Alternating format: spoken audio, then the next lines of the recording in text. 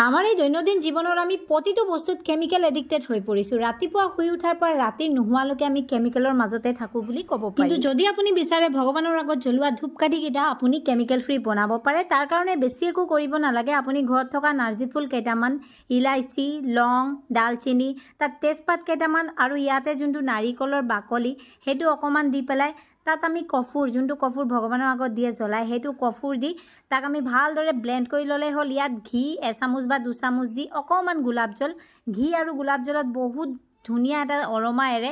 আৰু ইয়াত চন্দন পাউডাৰ আপুনি মাৰ্কেটত পায়ে যাব। সেইটো ভালদৰে মিহলি কৰি লোৱাৰ পিছত এনেকৈ মুঠি ল'ব লাগিব। খুব বেছি পানী ব্যৱহাৰ নকৰিব, পানী মানে গোলাপ জলৰ কম ব্যৱহাৰ কৰিব, যিমান পৰিমাণ কম পৰা যায়। এতিয়া চাওক এইটো ৰেডি হৈ গ'ল। আপুনি যদি বিচাৰে আপুনি বাঁহৰ ষ্টিকতো লগাব পাৰে, যেনেদৰে মাৰ্কেটত থাকে, বা আপুনি এনেদৰেও বনাই ল'ব পাৰে।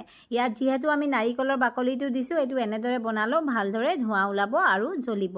তো এয়া চাওক, এতিয়া আমি এইটো ৰ'দত এদিন বা দুদিনৰ কাৰণে শুকুৱাই ল'ম। বছ আমাৰ ৰেডি হৈ গ'ল যোনটো ধূপকাঠি। এইটো আপোনাৰ স্বাস্থ্যৰ কাৰণেও বহুত ভাল, কিয়নো তাত একো ধৰণৰ কেমিকেল নাই।